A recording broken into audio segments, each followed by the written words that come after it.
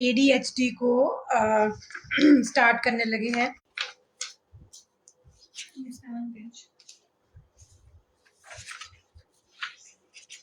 ये तकरीबन DSM 5 से ही हमने जो है ना वो लेक्चर लिया है और कोशिश की है कि इसको ज़रा डिफाइंड वे में हम इसको बना लें।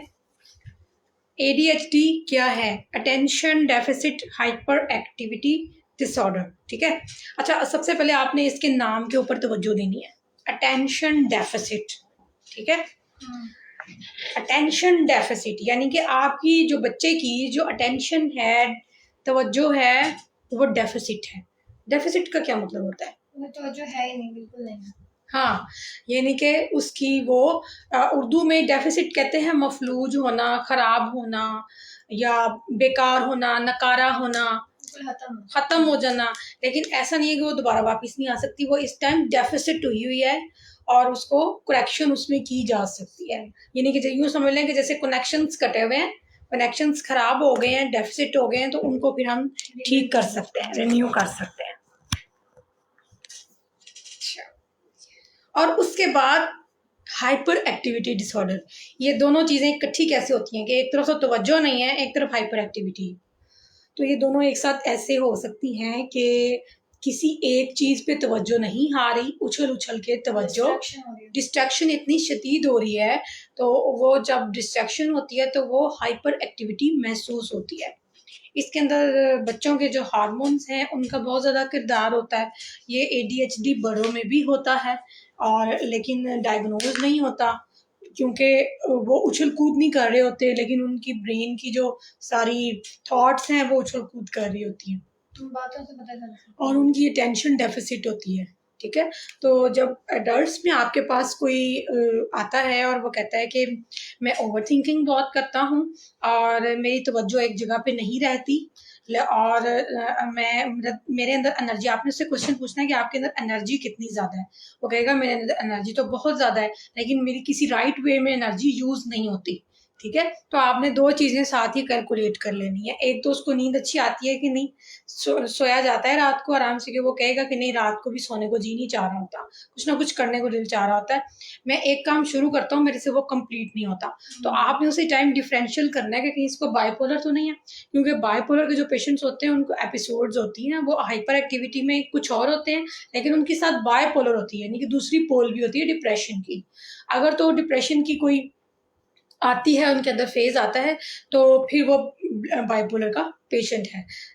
लेकिन अगर आपने उसको डिफरेंशियल कर लिया है कि एंग्जाइटी तो नहीं है इसको, तो अगर आपने एंग्जाइटी की सारी अलामात चेक कर ली हैं, उससे सारे क्वेश्चंस कर ली हैं एंग्जाइटी के, और वो कहता है नहीं मुझे बेचैनी तो नहीं होती, हार्ट बीट भी मेरी तेज़ नहीं होती, बस मैं आपको बता रहा हूँ ना, मुझे सिर्फ मेरी तवज्जो नहीं बस एक जगह पे रहती, तो लेकिन मेरे अंदर बहुत ज़्यादा हर वक़्त कुछ ना कुछ करने का कुछ रहता है, लेकिन मुझे डायरेक्शन नहीं मिलती या मेरे से कोई प्लान्स नहीं बनते, मैं जो प्लान शुरू करता हूँ वो मेरे से ख़राब हो जाते हैं। तो आपको पता चल जाना चाहिए कि डायग्नोस्टिक क्राइटेरिया अटेंशन डेफिसिट का है। तो अब हम पढ़ते हैं बच्चों वाला अटेंशन डेफिसिट। मैंने आपको इसलिए ये दोनों चीज़ें बता दी हैं कि जब आप यही टर्मिनोलॉजी कहीं और सुनोगे तो आप परेशान हो जाओगे कि यार इसमें भी है ये, तो हमारे पास कंप्लीट नॉलेज होना चाहिए अटेंशन डेफिसिट हाइपर एक्टिविटी का डायग्नोसिस के लिहाज से। ठीक है, तो आज हम इसका डायग्नोस्टिक क्राइटेरिया पढ़ें। परसिस्टेंट पैटर्न ऑफ इनअटेंशन, एक परसिस्टेंट आपको पता चल रहा है कि उसका जो है ना उसकी तवज्जो नहीं आ रही। बच्चों के खास मामले में उनकी माएँ और उनके टीचर्स जो हैं वो आपको रिपोर्ट करेंगे कि टिक के नहीं बैठता, फिर उर्दू में बोलेंगे कि टिक के नहीं बैठता, उछल कूद बहुत करता है, जो काम शुरू करता है उसको प्रिसाइसली ख़त्म नहीं करता। ठीक है, किसी काम में नफासत नहीं होती।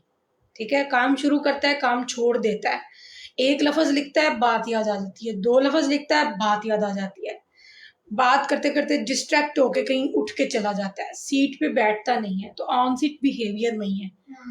ठीक है, तो परसिस्टेंट पैटर्न है और इम्पल्सिविटी है, यानी कि जैसे बच्चों में हाइपर एक्टिविटी होती है, तो शुरू में जब हम उनका ऑन सीट बिहेवियर डेवलप करते हैं तो उनको कोई एक ऐसा टास्क देते हैं जो उन्होंने बैठ के करना होता है, लेकिन उनको थोड़ी देर बाद वो उठने की उनके अंदर आर्ज आ रही होती है, इम्पल्सिवनेस आ रही होती है, जो उनको मजबूर करती है पंखा स्लो कर दूं, पंखा तेज कर दूं, बाहर देखूं कौन है, बाहर से आवाज़ आ रही है, टीवी चल रहा है, ये है वो है, मुझे खारिश हो गई है, ये क्या पड़ा है, अच्छा ये बड़ी डिस्ट्रैक्शंस इतने ज़्यादा होते हैं।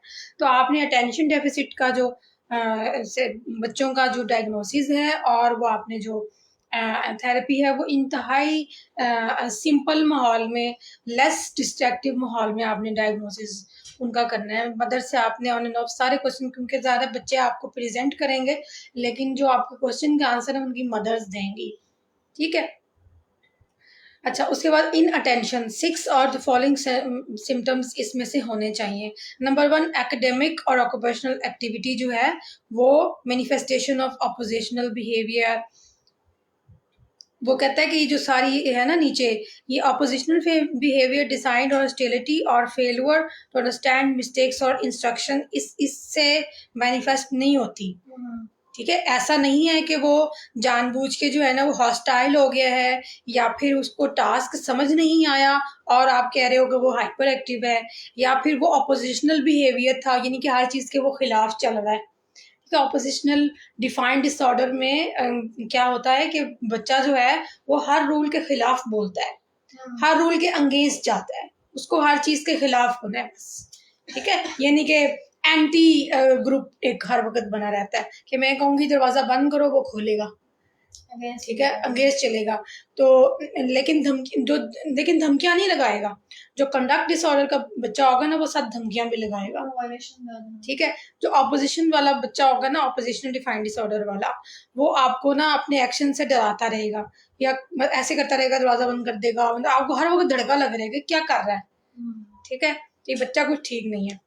तो ये वाले सिम्टम्स जो हैं ये इनमें फॉल नहीं करते।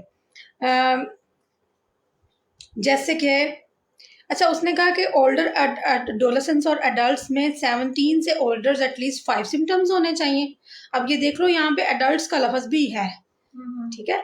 ओल्डर एडल्ट्स और एडोलेसेंट्स में ये इसके 5 सिम्टम्स होने चाहिए, जबकि बच्चों में ये 6 सिम्टम्स होने चाहिए। यही बोला है ना इसने, 9 सिम्टम्स और 6 मंथ्स की हिस्ट्री भी होनी चाहिए। ये नहीं है कि 2 महीने से कर रहा है तो आप उसको ADHD नहीं कह सकते, वो कुछ और होगा। Often fails to give close attention, careless mistakes school में, ठीक है, और sustaining attention in task और play activities, ठीक है। उसको ब्लॉक्स बनाने के लिए दे देंगे, वो ब्लॉक्स एक दूसरे के ऊपर फाइनल कंप्लीट नहीं करेगा, 2 जोड़ के उठ चल जाएगा, फिर थोड़ी देर बाद फिर आगे 1-2 उठाएगा, फिर छोड़ देगा। कॉन्सिस्टेंसली यानी लगातार वो नहीं करेगा, ठीक है। और छोटी छोटी मिस्टेक्स करेगा कॉपी में, होमवर्क में, छोटी छोटी मिस्टेक्स, केयरलेस मिस्टेक्स जो हैं, याद नहीं रहा, नुक्ते याद नहीं रहे, ठीक है। ऐसा नहीं है कि बच्चा नालायक है या बिलो एवरेज है, उसको याद नहीं रहा, कुछ और करने लग पड़ा था, अगला सेंटेंस शुरू कर दिया था, पेज अगले पे शुरू कर लिया, इस पेज पे काम कर रहा था, इधर से चक्कर लगा कर आया, दूसरे पेज पे काम शुरू कर लिया, ठीक है। तो ये केयरलेस मिस्टेक्स हैं। तो स्कूल में ये टीचर्स को ADHD ना पढ़ा के भेजना चाहिए ताकि उनको पता चल जाए कि कौन से बच्चे को क्या प्रॉब्लम है, और हर स्कूल में हर क्लास के लिए एक साइकोलॉजिस्ट टीचर होनी चाहिए जो उस क्लास की ही बच्चों की काउंसलिंग और थेरेपी पे मामूर होनी चाहिए। अगर 4 सेक्शंस है ना तो 4 साइकोलॉजिस्ट होनी चाहिए। हमारे मुल्क में साइकोलॉजिस्ट की पैदावार बहुत है, लेकिन कहीं पे कोई जॉब पे नहीं रखता क्योंकि इस चीज़ों को कोई अहमियत ही नहीं दे रहा। अगर हमारे बाहर के मुल्क में अगर चले जाएं तो हर एरिया के लिए साइकोलॉजिस्ट होते हैं, हर जगह के लिए, हर फॉरेंसिक में, एजुकेशनल में, क्लिनिकल में। तो हमारे यहाँ साइकोलॉजिस्ट को वैसे ही भगा देते हैं ना, वो कहते हैं पूरे स्कूल के लिए एक रख लेते हैं और उसको भी 30,000 देंगे और उसको कहेंगे कि जी या ये कर दो, बोझ उस पर ज़्यादा डाल देंगे, और 4 महीने बाद उसको कोई और जॉब मिलेगी, वो छोड़ के चली जाएगी।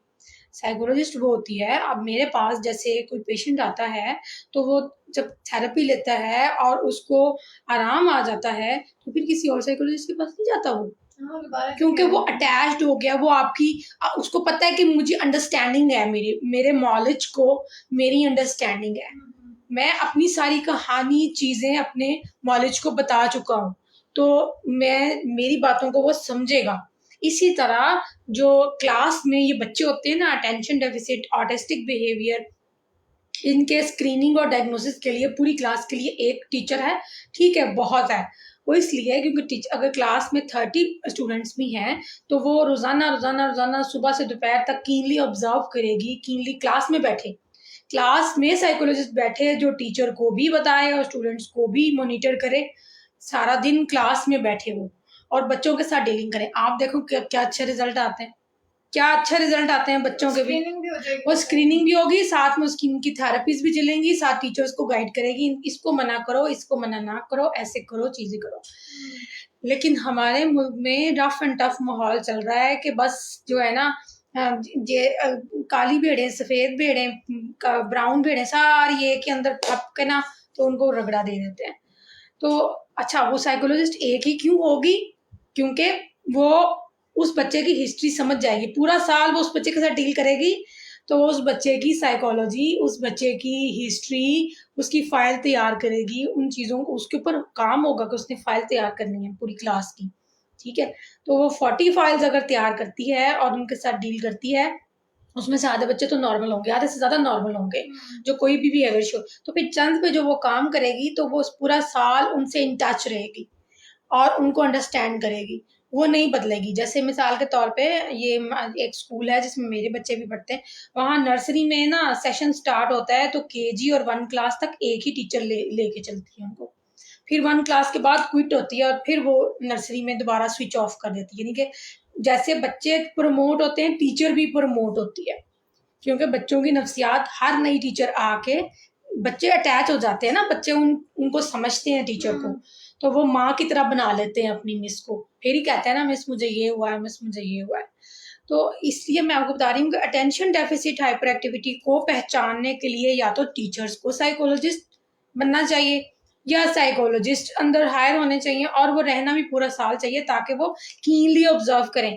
अब ये बात मैंने आपको एक तो मैंने शुरू की है होमवर्क से, इसलिए क्योंकि जब टीचर कहती है कि ये होमवर्क में बहुत गलतियां निकाल रहा है, वो पेरेंट टीचर मीटिंग में पेरेंट्स बेचारों की बेइज्जती कर देती है, बहुत केयरलेस मिस्टेक्स कर रहा है, इसको आप घर में काम दोबारा करवाया करें। वो कहती मैडम ये टिक के बैठेगा मैं काम करवाऊं, मैडम ये बैठ के टिक के काम ही नहीं करता, ये बात नहीं मानता, ये बहुत मिस्टेक है। वो घर जाके उसकी पिटाई लगा देती है, अंडर प्रेशर आ जाती है, पिटाई लगा देती है, गुस्सा, उसकी चीजें बंद कर दी, टीवी बंद कर दी उसका, ठीक है। बच्चा डिफिकल्टी फेस करता है, वो फिर साथ स्ट्रेस में भी जाता है क्योंकि वो आपको एक्सप्रेस नहीं कर पा रहा होता, बच्चों के अंदर एक्सप्रेशन पावर्स इतनी स्ट्रांग नहीं होती, वो अल्फाज से या एक्सप्रेशन से नहीं बता पाता कि एक्चुअली मैं कोशिश करता हूँ लेकिन मेरे इख्तियार में नहीं है। लेकिन जब आपका पेशेंट एडल्ट या एडोलेसेंस में जाता है तो वो कहता है कि मैं करने की कोशिश करता हूँ लेकिन मैं ये काम नहीं कर पा रहा, ठीक है। तो इसलिए ये चीज़ें जब टीचर और पेरेंट टीचर मीटिंग हो रही होती है तो वो साइकोलॉजिस्ट बताएगी कि, और इस साइकोलॉजिस्ट हर क्लास में अगर मैंडेटरी हो जाए ना तो इंक्लूसिव स्कूल को बहुत ग्रो मिलेगी। इंक्लूसिव स्कूल आप जानते हो? आपने बताया था उसमें जो है मतलब ये इंक्लूसिव स्कूल है मेरा, जिसमें मेरे पास स्पेशल बच्चे आते हैं और 1 घंटा क्लास लेके जाते हैं, 1-on-1 सेशंस होते हैं, इंडिविजुअल सेशन होते हैं, उनकी स्ट्रेंथ्स पे काम किया जाता है और उनकी वीकनेसेस को ख़त्म किया जाता है, उसको कहते हैं इंक्लूसिव स्कूल।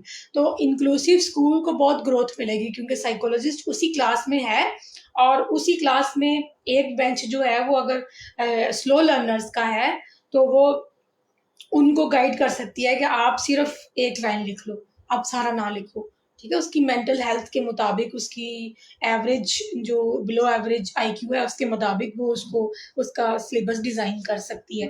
सेक्शन अलग हो सकता है। अभी हमारे मुल्क में इंक्लूसिव स्कूल को क्लास में नॉर्मल बच्चों के साथ थोड़ा सा बिलो एवरेज आईक्यू के बच्चों को बिठाना वैसे बायसे शर्म महसूस किया जाता है। वो कहते हैं कि जो बच्चा इस टेस्ट में पास होगा वही इस क्लास में बैठेगा, अदरवाइज जो बच्चे इस तरह के हैं वो इस क्लास में नहीं, स्पेशल बच्चों की कोई जगह नहीं है, बच्चा परफेक्ट होना चाहिए तो ही इस क्लास में एक दौड़ लगी हुई है। तो ये सारी बात आपको मैंने ये सारी एक्सप्लेन कर दी। ऑफन है difficulty sustaining attention in task और प्ले एक्टिविटीज, यहाँ तक कि उनको खेलने में भी प्रॉब्लम हो रही होगी, लूडो खेलते हुए वो टिक के बैठ के नहीं खेलेंगे, वो दाने से खेलेंगे, कभी वो पेपर से खेलेंगे, या फिर गेम छोड़ के भाग देंगे, कोई और चीज़ शुरू कर लेंगे। ठीक है, और साथ हंसेंगे भी, साथ में हंसेंगे भी, साथ में जो है ना बातें भी करेंगे, आपको आई कांटेक्ट अच्छा नहीं देंगे, तो ऐसे लगेगा कि बच्चा जैसे ना बस एक गुड्डा सा बस इधर उधर भाग फिर रहा है।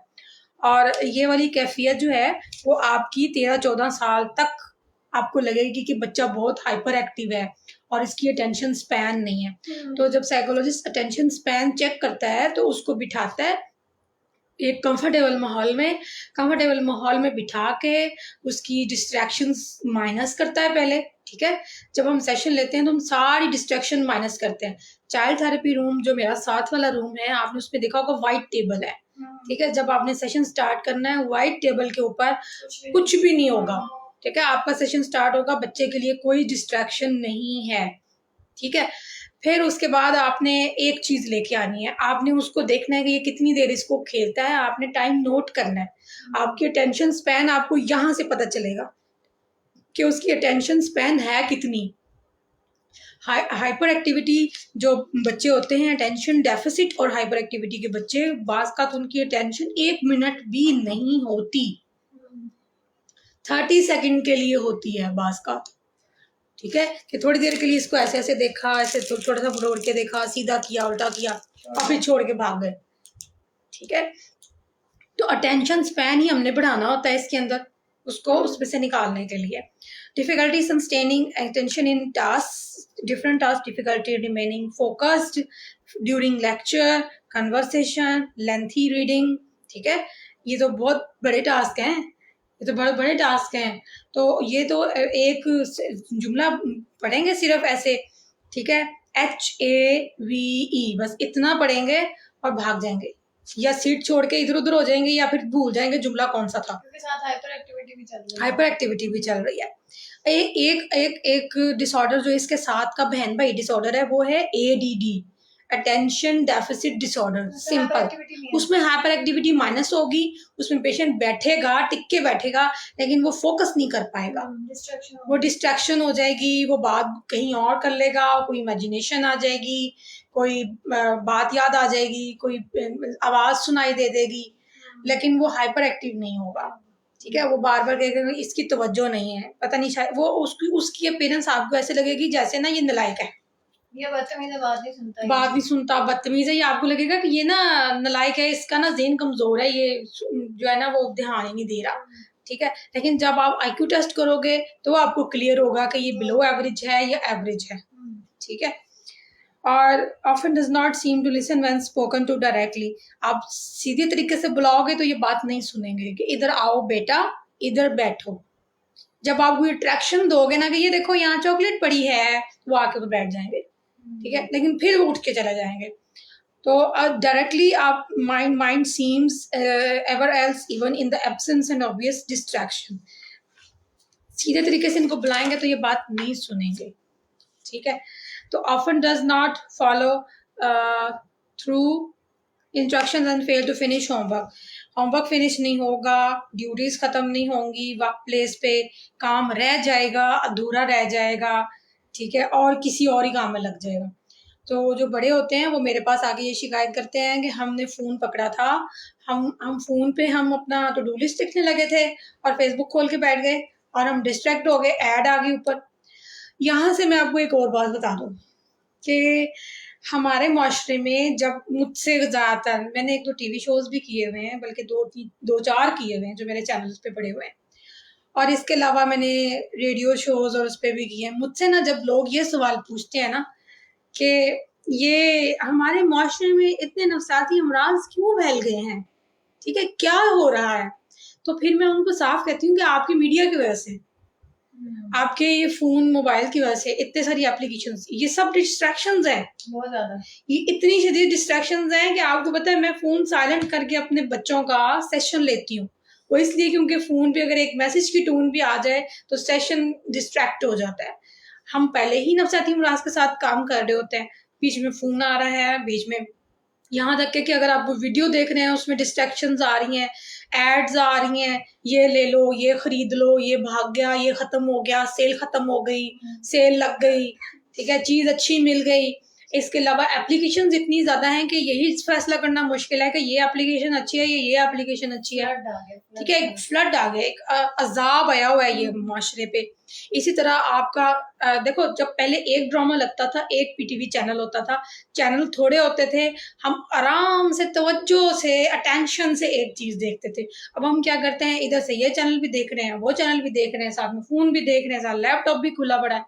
तो कोशिश करें कि अपने मसाइल को खुद हल करें, डिस्ट्रैक्शंस माइनस करें। खाना खाते हुए डिस्ट्रैक्शंस हैं, यहाँ तक कि लोग वॉशरूम में यूज कर रहे हैं फोन, ठीक है, सोते हुए डिस्ट्रैक्ट। तो माइंडफुलनेस इसीलिए खराब हो रही है। तो अटेंशन पे डेफिसिट तो होगा ना जब इतने सारी डिस्ट्रैक्शंस होंगी। तो often does not follow through instructions ये फॉलो नहीं करते, आपको लगता है कहना नहीं मान रहे, ठीक है, एक्चुअली उनको समझ ही नहीं आ रहा, तो वो फेल हो रहे होते हैं उस चीज में। इंस्ट्रक्शंस फॉलो उनसे हो नहीं रही होती, ठीक है, उनकी तवज्जो कहीं और हो रही होती है। तो अगर आप उनकी तवज्जो लेके आओगे पहले, तो आप समझो कि आप उनकी बात सुनोगे। तो फिर वो तवज्जो लेने के लिए बड़े बड़े तमाशे करने पड़ेंगे। तो जब आप बड़े बड़े तमाशे करेंगे तो वो भी फिर बेकार हो जाएंगे, एक दिन जाहिर है उसकी आदत पड़ जाएगी, आप भी रोज रोज नए तमाशे कर करके थक जाओगे।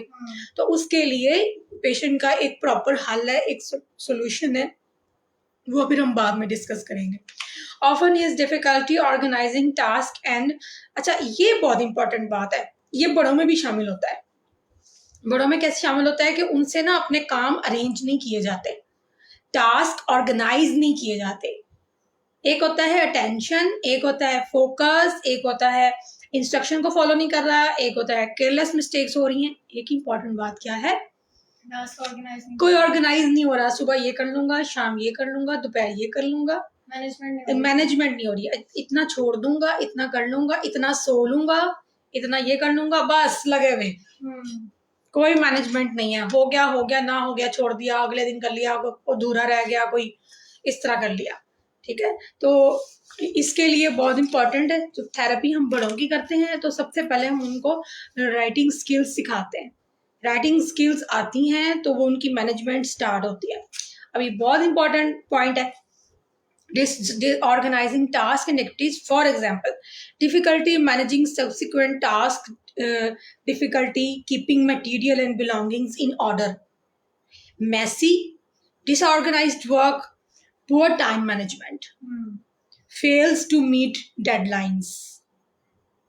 और उसकी सारी वजह यह है कि वो किसी एक तरीके से काम नहीं कर रहे होते, वो अपल धपल करके कर रहे होते हैं। आधा ये शुरू कर लिया, आधा वो शुरू कर लिया, इस पे भी हाथ डाल लिया, उस पे भी हाथ डाल लिया, अब कोई भी नहीं कंप्लीट हो रहा, फिर छोड़ दिया, फिर मैसी छोड़ दिया।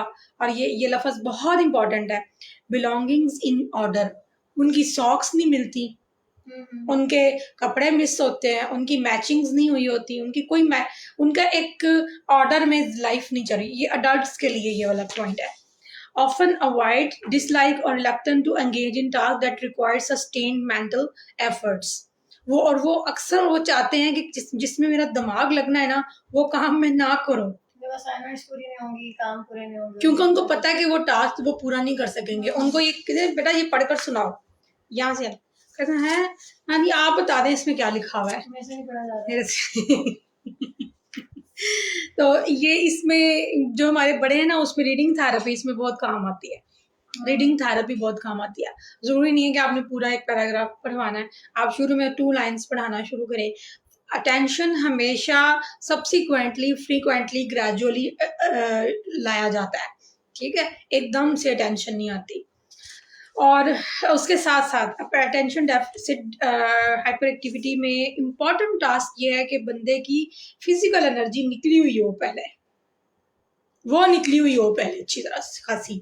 आपने उसका सेशन लेना, सबसे पहले उससे ना 50 जंप लगवाएं, उससे पहले थकाना है, फिर वो बैठेगा, फिर वो अटेंशन देगा चीज की।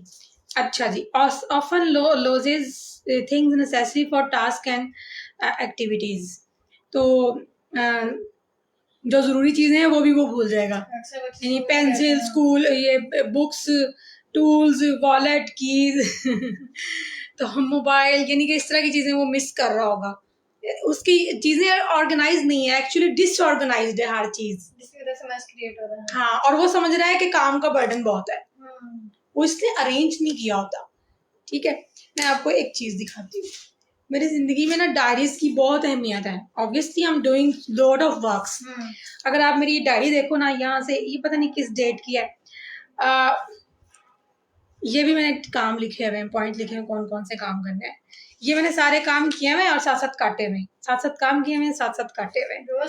रोज के 4 दिन बाद 5 long term goals, short term goals, यहाँ तक कि मुझे कहीं जाना होता है तो मैं पैकिंग करने के लिए सारा सामान लिखती हूँ। ये बीच में सारी चीजें लिखती हूँ।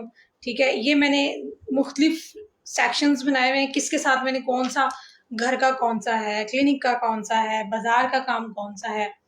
यहाँ तक कि जब मैं बाजार जाती हूँ तो ऑब्वियसली अब लाहौर वाले एरिया में अगर आपने बाजार जाना है तो आपने माइंड बना के जाना है ना, आपने कहाँ कैसी कौन सी चीज लेनी है। आपने 6 चीजें लेनी है, 6 दुकानों पे जाना है, 6 के साथ 12 दुकानों पे जाना पड़ेगा।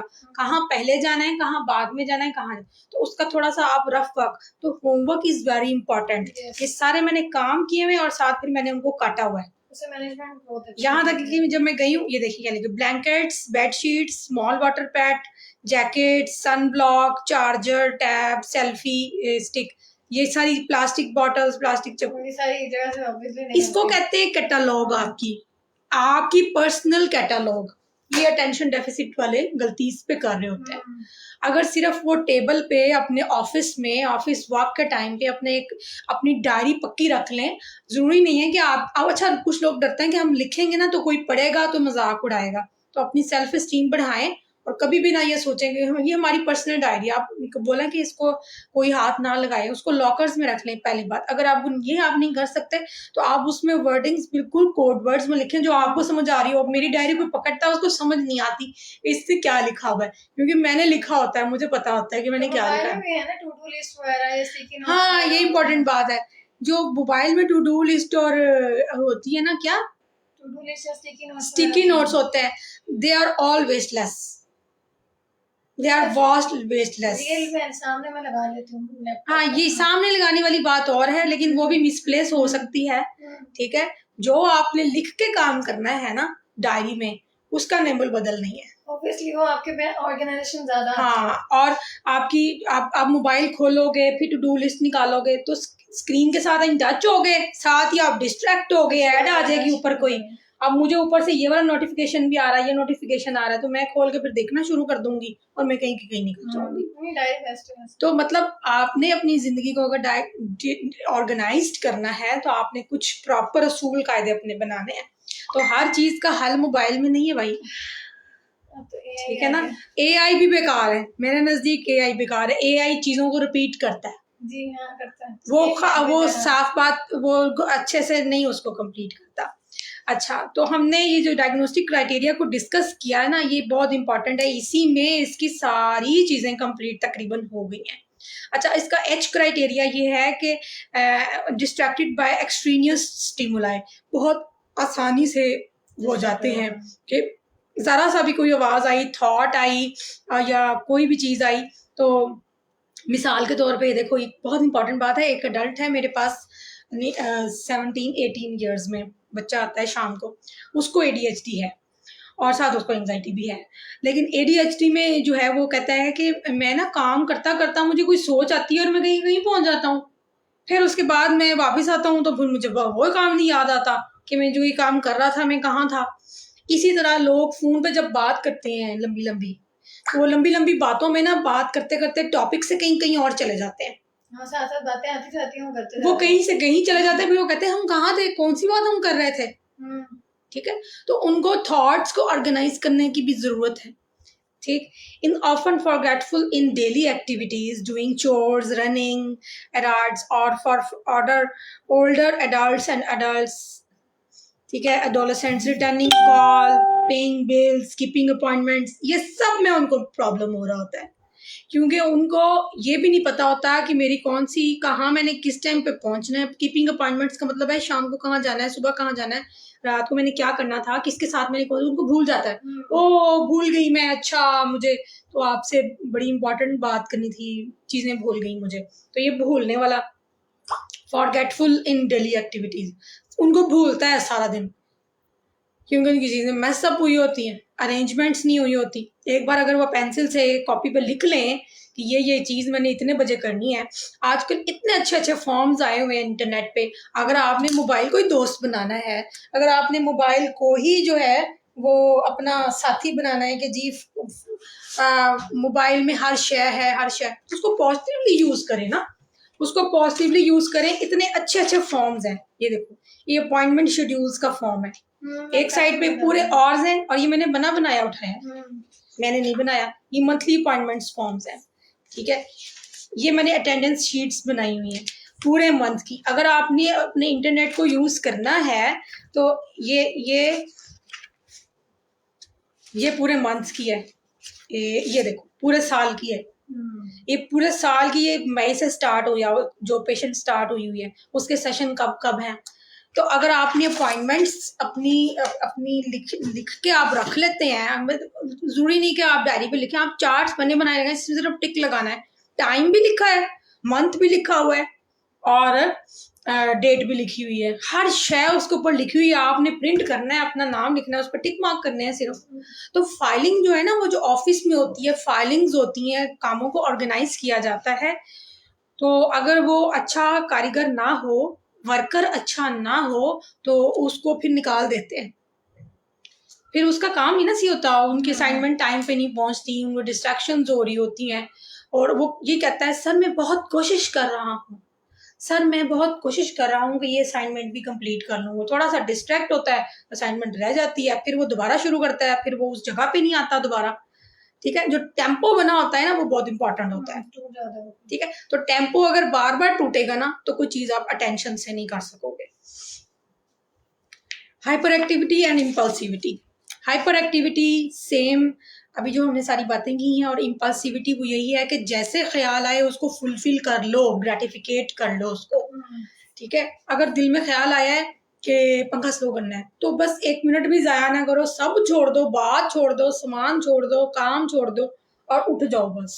ठीक है, कोई गुंजाइश नहीं। अगर दिल में ख्याल आया है कि वो फलाने वक्त में हमने ये चीज ऐसे की थी, तो उसका क्या टेस्ट था, वो क्या, अब आप वहां पे फौरन चले गए, आपको थॉट आई कि मैं जो है ना, वो पता नहीं ये काम मैंने किया था कि नहीं किया था। अब आप उसके बाद उसको सोचने लग पड़े हो। फिर आपको एक बाहर से आवाज आई, टीवी की आवाज आई, तो वो आपको लगा कि तो वो वाला ड्रामा लगा हुआ जो मैंने शाम को कल देखा था, तो आपको वो जी उसकी स्टोरी याद आ रही है। मतलब कि आप इतना डिस्ट्रैक्ट हो रहे हो। तो डिस्ट्रैक्ट जो है वो इम्पल्सिविटी से स्टार्ट होता है। इम्पल्सिविटी होती है कोई एक ऐसा एक स्टिमुलस आता है जिसको फौरन से रिप्लाई करने की हमें जल्दी होती है।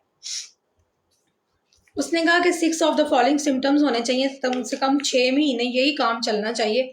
और इसका जो है ना और ये इनकंसिस्टेंट है विद डेवलपमेंट लेवल। ऐसा नहीं हो सकता कि बच्चा जो है ना वो ज़हनी या किसी और बीमारी में मुब्तला है या जिस्मानी बीमारी में, तो उसको हम फिर डेवलपमेंटल लेवल पे हम उसको नहीं इनकंसिस्टेंट कर सकते।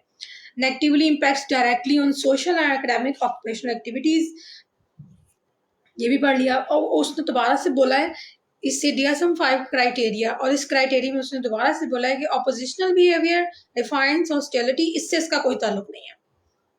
ठीक है, वो एक अलग क्राइटेरिया है। Often fidgets with taps and hands, इनकी टांगे हिलती हैं, इनके हाथ हिलते हैं और उंगलियों को ऐसे ऐसे करते हैं ये। ठीक है, और leave seat, on seat behaviour को जो अभी हम पढ़ चुके हैं, मैंने आपको बता दिया है कि ये सीट को situation when morning sitting in expected leave his और हर प्लेस इन क्लासरूम, मतलब टिक के ना बैठना। ठीक है, often runs about or climbs in situations where is inappropriate. ठीक है, कि जहाँ पे इनअप्रोप्रिएट जगह है, जहाँ पे मुनासिब नहीं है उछल कूदना, वहां पे भी वो उछल कूद रहे हैं। ठीक है, ऑफन अनेबल टू प्ले और engage in lawyer activities quietly, उनको आराम से खामोशी से कोई एक इंजॉय करने वाला जो सीन है वो बैठ के उनसे नहीं होता। यानी कि कोई मूवी भी वो आराम से बैठ के नहीं देखेंगे। ठीक है, वो भी उछल कूद रहे होंगे, खेलने वाला काम, बैठ के खेलने वाला काम तो बिल्कुल भी नहीं करेंगे। ठीक है, often on the go acting or in driven by a motor. ठीक है, ये एकदम से भागते हैं, एकदम से unable to uncomfortable being still for the extended time, उनके लिए मुश्किल है भाई आराम से बैठना, उसी को इसने एक्सप्लेन दोबारा किया है।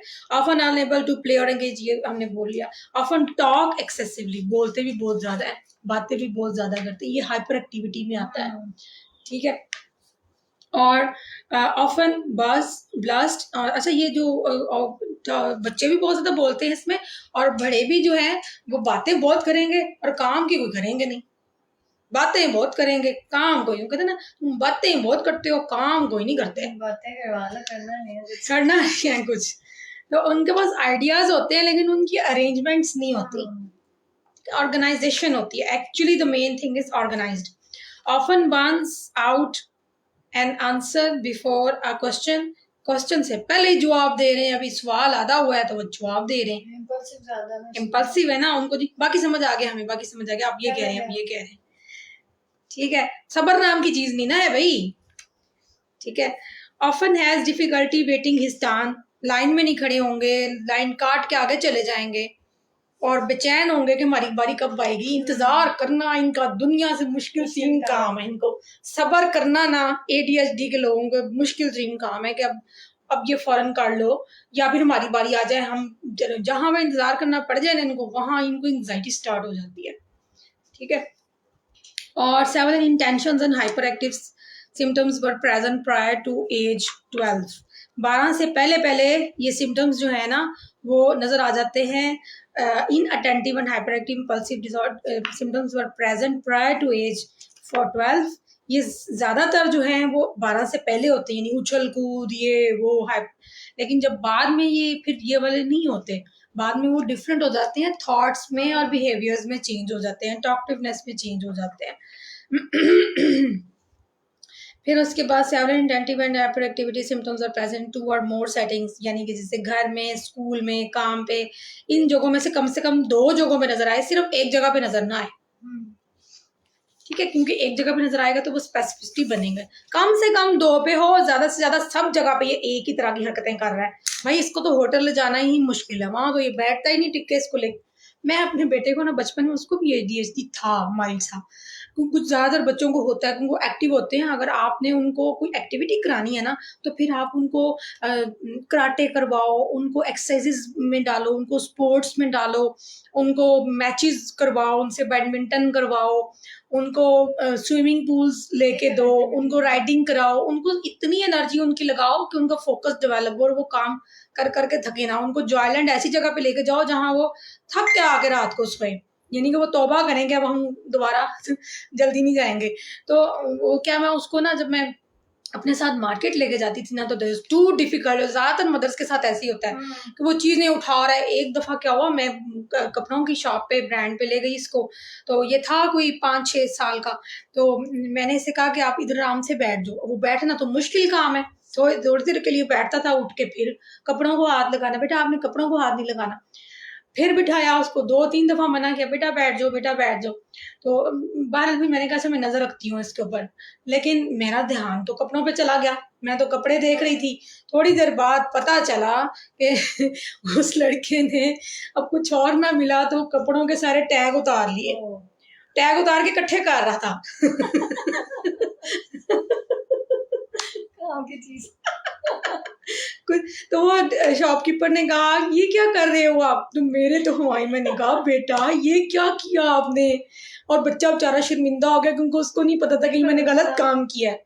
तो उसने कहा मामा मैंने तो ये जमा किए थे, ये मैंने कहा बेटा ये दे दो वापस। उसने कहा अच्छा बेटा कोई बात नहीं, आपसे ही हो गया, मैं दोबारा लगा दूंगा, इधर बैठ जाओ। और इसी तरह मार्केट अगर लेके जाओ तो वहां पे वो शैम्पू की बॉटल्स, वो चीजें, कोई एक उठा, कोई इधर उठा, कोई इधर, इतनी डिस्ट्रैक्शन है वहां पे। मैंने आईना से तौबा कर लिया कि अगर मैंने लेके जाना है ना तो मैंने इसके ऊपर ध्यान रखना है, 2 बंदे साथ जाएंगे, इसके बाबा जाएंगे साथ, मैंने नहीं जाना अकेले। वो चीज ही नहीं टिक पा रही, हर चीज बाहर आ रही है, ठीक है ना, तो डर लगता है फिर कोई शीशे की चीज ही ना टूट जाए। इसी तरह एक दफा मैं नॉर्दर्न एरियाज में चली गई, तो मेरे बड़े बेटे को जो है ना वो था कोई 2-2.5 साल का, बहुत एक्टिव था, हाइपर एक्टिव था, ठीक है, हाइपर एक्टिव था। और कह लो कि अटेंशन डेफिसिट हाइपर एक्टिव थी, लेकिन उसको डील किया फिर कि कैसे कैसे उसको एक्टिविटीज करानी है, उसकी एनर्जी सारी निकाली।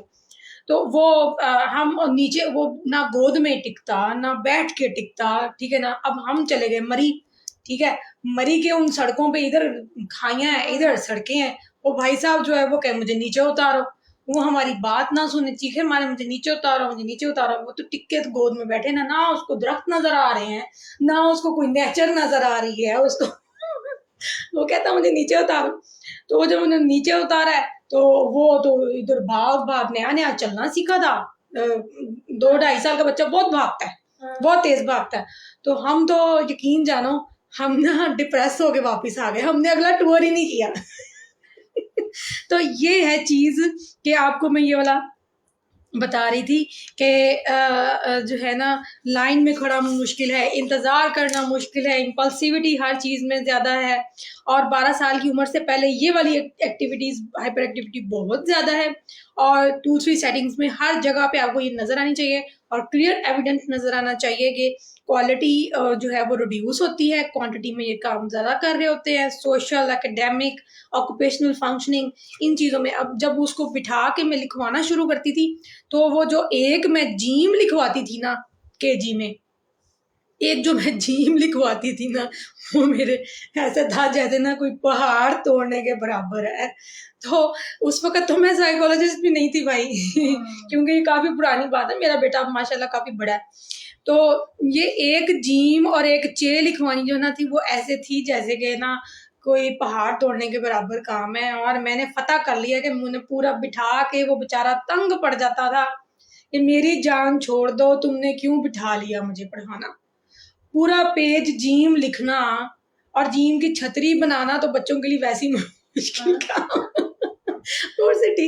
तो ये मैं फिर इसके बाबा के साथ मेरा मूड खराब होता था। बाबा कहते उसकी जान छोड़ दो, उस बच्चे की जान छोड़ दो, फिर लिखना नहीं है, होमवर्क करना नहीं है, इनकम्प्लीट काम के साथ स्कूल में जाएगा। और माँ थोड़ी सी परफेक्ट थी, माँ कहती थी कि नहीं इसका काम कंप्लीट जाए अधूरा। कोई और माँ होती तो वो तंग पड़ के छोड़ देती। तो हाइपर एक्टिविटी ज़्यादा, अटेंशन डेफिसिट हाइपर एक्टिविटी बढ़ता भी 12 के बाद तभी है जब जो है ना वो माएँ भी थोड़ी सी लापरवाह होती हैं, उनको कहती हैं अच्छा नहीं करता तो छोड़ दो, दफा कर दो, ठीक है, या उनको ऑर्गेनाइज नहीं करती। इसी तरह उसने कहा है कि symptoms do not occur exclusively during the course of schizophrenia और एनदर साइकोटिक डिसऑर्डर। ऐसा कुछ नहीं है, शिज़ोफ्रेनिया और साइकोटिक डिसऑर्डर से इसका कोई ताल्लुक नहीं है और ये बिल्कुल अलग है, ठीक है। और कोई other mental disorder, mood disorder, anxiety disorder, dissociative disorder से स्पेसिफाई वेदर कंबाइंड प्रेजेंटेशन है। एक तो कंबाइंड प्रेजेंटेशन हो सकती है, क्राइटेरिया और क्राइटेरिया दोनों इकट्ठी, और predominantly inattentive presentations, criteria A is met but criteria A2 is not meant for 5, तो फिर इसको ADD कर देंगे, ठीक है, स्पेसिफाई बन जाता है उसको, फिर हम ADD लिखते हैं, ठीक है। Predominantly hyperactivity presentation criteria A met हो रहा है और criteria A1 is not met for 6 months. तो 2 क्राइटेरिया हमने पढ़े हैं। क्राइटेरिया A जो है उसमें अटेंशन डेफिसिट की बात हो रही है, ठीक है, उसमें अटेंशन डेफिसिट की बात हो रही है A वाला, और जो हमारा 2 है उसमें हाइपर एक्टिविटी और इम्पल्सिविटी की बात हो रही है।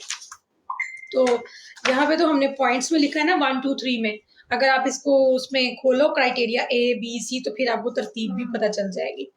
और स्पेसिफाई ये होता है कि अगर तो पार्शियल रिमिशन है, यानी कि थोड़ा सा वो कम हो चुका हुआ है, ऑन से जो उसका बिहेवियर है फुल क्राइटेरिया मेट नहीं हो रहा है, उसमें से वो निकल रहा है, ये ड्यूरिंग ट्रीटमेंट होता है फुल रिमिशन या पार्शियल रिमिशन। जी ठीक है, मैं बुला रही हूँ, बस 2 मिनट की बात है, उसे को थोड़ा सा वेट करें। तो पार्शियल रिमिशन उसको कहते हैं जब ट्रीटमेंट हो रहा होता है, ठीक है, तो क्राइटेरिया आहिस्ता आहिस्ता आहिस्ता आहिस्ता ना लोअर डाउन होता है। और specify current severity, mild, moderate, severe कितना है, स्वेयर वाला हाइपर एक्टिविटी डिसऑर्डर होए होए, और मॉडरेट वाला है attention deficit hyper activity disorder, और माइल्ड वाला जो होता है ना वो एंजाइटी की प्रेजेंटेशन भी साथ को मोबिलिटी दे रहा होता है। तो इसकी हम जो है ना वो डेवलपमेंटल कोर्स, एसोसिएटेड फीचर्स, ये भी सारे हम तकरीबन पढ़ चुके हैं बातों बातों में सारे, ठीक है, इसकी आप रीडिंग कर लो। और इसके अलावा डायग्नोसिस मार्कर क्या है, वो ये है कि increased power of slow wave होती है और decreased power of fast wave होती है। ये जो हर्ट्ज की वेव होती है, ये इसकी फिजिक्स और बायोलॉजिकल लैंग्वेज है ये, ठीक है। और बीटा पावर बच्चों में कोई डिफरेंस नहीं होती है, बीटा पावर्स होती हैं जो आपकी ब्रेन पावर्स, न्यूरो की और न्यूरो साइकोलॉजी की ज़्यादातर ये लैंग्वेज है।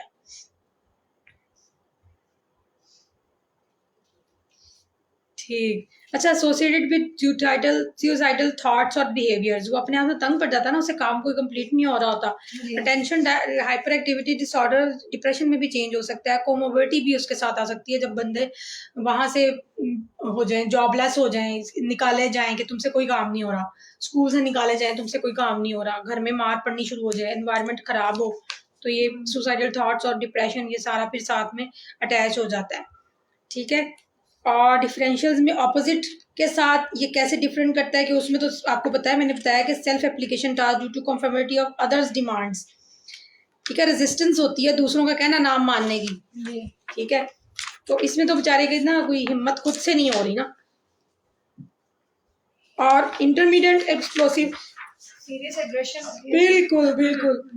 और न्यूरो डेवलपमेंटल डिसऑर्डर में जाहिर है लोअर आईक्यू होता है, उसका वजह ही उसकी डेवलपमेंटल लो है, ठीक है। स्पेसिफिक लर्निंग डिसऑर्डर्स जो होते हैं जैसे रीडिंग राइटिंग, वो खास होते हैं, वो पूरे कवर नहीं हो रहे होते हैं।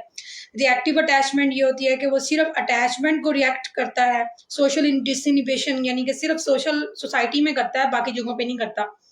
एंजाइटी डिसऑर्डर से क्या होता है, एंजाइटी में एंजाइटी की होंगी अलामात होंगी, वरी की, परेशानी की। ADHD में ऐसा कुछ नहीं होगा, सिर्फ उसकी अटेंशन खराब हो रही होगी, लेकिन उसकी टेंशन परेशानी सिर्फ ये है कि मैं नाकाम हो रहा हूँ इस चीज में, ये नहीं है कि मुझे कोई फलाना स्ट्रेस है इस वजह से, ठीक है। पोस्ट ट्रॉमेटिक में जाहिर है एक ट्रॉमा से वो गुजरा है, किसी एक चीज से गुजरा है।